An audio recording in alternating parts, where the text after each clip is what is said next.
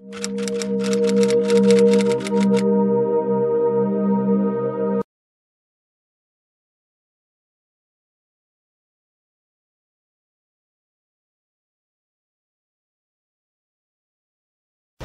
creo que México sea un país con talante antisemita, pero sí creo que hay gente que intenta hacer que México se vuelva un país antisemita. Qué casualidad que en todos los grandes movimientos sociales, llámese comunismo, llámese anarquismo, llámese, en fin, ¿no? Siempre ha habido un prejuicio hacia los judíos, ¿no? Desde el Estado. Entonces, las sociedades liberales más o menos han podido lidiar con esto y como que lo han apaciguado, pero siempre está resurgente y latente que regrese el antisemitismo a los países, ¿no? En este caso a México. Y yo lo identifico también como un fenómeno político. O sea, si no es casualidad que actualmente en los gobiernos que simpatizan más, digamos, con la izquierda revolucionaria, son los que presentan más episodios de antisemitismo. O sea, en los últimos 8 años, por ejemplo, llámese Argentina, llámese Venezuela, llámese, pues todo, o sea, el bloque sudamericano, ¿no? Del ALBA. Sí. Entonces, no es casualidad que en otros, o sea, digamos, en otros gobiernos más liberales en lo social y lo económico, no se presenta tanto este problema, ¿no? Entonces, en México, casi que ahí puedes identificar a las personas que difunden la judeofobia en la izquierda, pero en la izquierda revolucionaria. Porque ahora hay un gran debate dentro de la izquierda de quiénes son la izquierda progresista y quiénes son la izquierda revolucionaria, más añeja, más vieja. Y creo que por ahí está la clave de descubrir por qué se están dando estos episodios en México. ¿Y tú tienes alguna idea de por qué? ¿Tienes algún hilo conductor? Yo creo que no es, o sea, a diferencia del pasado, no creo que sea por prejuicios religiosos, porque de hecho pues ya el mundo ya no es tan religioso como era hace 300 años o más, ¿no? Pero sí lo identifico como políticamente, o sea, hay una narrativa dentro de la izquierda que es el antiimperialismo, ¿no? Entonces, la fundación del Estado de Israel le da pretexto a la izquierda, a esta izquierda vieja, de asociarlo con el discurso antiimperialista, asociar al sionismo con el imperialismo, pero muchas veces casi que como pretexto de una judeofobia ya anterior, ¿no? O sea, como que mucha gente, sin conocer bien lo que está pasando en Oriente Medio, sin saber la historia de Oriente Medio, cuál es el precedente de la fundación del Estado de Israel o conocer la historia del pueblo judío, pues le tiene un prejuicio a priori, ¿no? Y entonces, si una fuerza política te está diciendo que los sionistas, ¿no?, son estos cuates que están tramando la dominación mundial y que especulan con las monedas y que hacen que los países se empobrezcan y pues ahora es como la moda, decir los sionistas de ahora pues eran los capitalistas de antaño y alguna vez fueron la judería internacional, como decía Ford. Entonces es como esta repetición de leitmotivs, ¿no? O sea, el judío es rico, el judío busca la pobreza de los pueblos, el judío erosiona el cristianismo, yo qué sé, ¿no? Entonces explotan eso, la ignorancia de la gente, o sea, de la gente que lo sigue, para meter otras agendas. O sea, la agenda del odio es una agenda umbrella, ¿no? O sea, tú ahí puedes meter lo que sea, puedes meter ahí, vamos a que gane López Obrador, o vamos a que gane el PAN, o el PRI, o lo que sea, siempre es un vehículo para.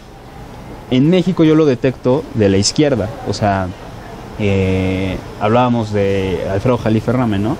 O sea, Alfredo Jalife lo que hace es vender un producto a un grupo, ¿no?, de personas, sobre todo en las redes sociales. Y de lo que se sirve es de los prejuicios que ya tiene la gente y las frustraciones que ya tiene la gente y las canaliza. Las pudo haber canalizado para cualquier otra cosa, ¿no? Pero él decide a capricho canalizarlas para la comunidad judía. Entonces la gente es a lo que yo siempre les invito en redes sociales, a que no se deje manipular ni por Jalife ni por nadie más, ¿no? Entonces creo que en muchos sentidos, y lo digo abiertamente, creo que Jalife no cree muchas cosas que dice, sino que las utiliza como una estrategia de comunicación para hacerse de más seguidores. Entonces es algo que en comunicación se estudia mucho, o sea, yo no creo que el cuate sea tan vulgar como aparenta ser en Twitter, pero así amalgama un público, ¿no? Más amplio, ¿no? Y el público que él quiere. Que yo digo, nunca lo he topado ni lo conozco y ni lo quiero conocer, pero sí creo que es muy tramposo en ese sentido, porque si tú lo ves declarando en medios, o sea, en Proyecto 40 que alguna vez salió, o en Uno TV o en algún otro canal, nunca se atreve a decir las cosas que dice en Twitter. Entonces, si realmente él piensa que Israel es el origen del mal de México, ¿no? Pues ¿por qué? Si es tu creencia y tienes el sustento argumentativo, pues ¿por qué no lo dices abiertamente en televisión nacional?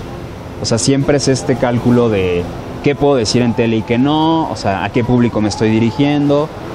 Y en mi opinión, ni siquiera en esa versión de Jalife, en la versión pública, de medios públicos, ni siquiera es una persona tan brillante. O sea, porque se piensa o se dice que él es un experto en geopolítica, ¿no? Pero en realidad su discurso no tiene nada nuevo. O sea, yo siempre decía en redes sociales, bueno, pues yo tampoco soy un experto en geopolítica y estoy al nivel de Jalife, o incluso superior. Conozco más que Jalife, le sé rebatir mejor. ¿Por qué? Porque su sesgo está en las fuentes que él lee. O sea, él se dedica a leer la prensa rusa, que está asociada más a Siria, o se dedica a leer la prensa israelí más liberal, pero la selecciona así como lo que le conviene, ¿no? Sí, exacto, ¿no? Y por ejemplo, él habla mucho de Shlomo Sand, ¿no? Y se le hace como, o sea, un israelí diciendo que Israel no, digo, que los judíos no son judíos, no sé qué. Entonces yo decía, bueno, o sea, yo te puedo presentar también a musulmanes sionistas y no por eso espero que el debate se cierre. O sea, hay musulmanes sionistas, hay israelíes antisionistas y no importa, nadie tiene la verdad. O sea, tenemos que ir descubriendo esa verdad, ¿no? Entonces, el propio Shlomo Sand dice que aún con todas sus investigaciones lingüísticas y etnográficas y todo eso, que él sí considera al final que Israel tiene todo el derecho de existir, porque es la misma historia, de acuerdo con el Shlomo Sand, que han vivido todos los países del mundo. O sea, México también tiene una historia llamamos de colonización, Estados Unidos tiene una historia de colonización. O sea, que es inmoral pensar que solo en el caso israelí esto es demoníaco, o esto es... Eso dice Shlomo Sand. Eso dice Shlomo Sand.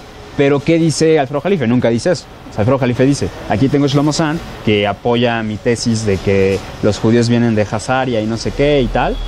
Ah, bueno, pues lo que tú estás haciendo es seleccionando fuentes a capricho, sin ningún espíritu científico, para que encajen en tu propaganda de comunicación. Entonces, es un poco invitar a la gente a que investigue más, o sea, que ni piense que Jalife tiene la última palabra, ni los detractores de Jalife tienen la última palabra, sino la historia tiene la última palabra. O sea, vea los libros, estudia, haz tu propio criterio.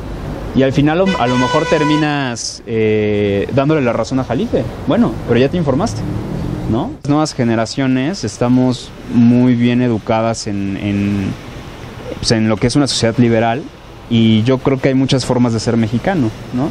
Y que no la única forma de ser mexicano es ser católico, por ejemplo, o que no la única forma de ser mexicano es ser mestizo, o que la única forma de ser mexicano es que tengas... antepasados españoles o indígenas, ¿no? Pues, o sea, yo creo que ser mexicano va más allá de eso, y yo me voy más como a los mínimos. O sea, para mí ser mexicano es estar en tu país, trabajar por tu país, pagar los impuestos, por supuesto, y párale de contar, ¿no? O sea, yo no quiero que ni el Estado ni un partido político me diga qué es ser mexicano y qué no es ser mexicano, ¿no?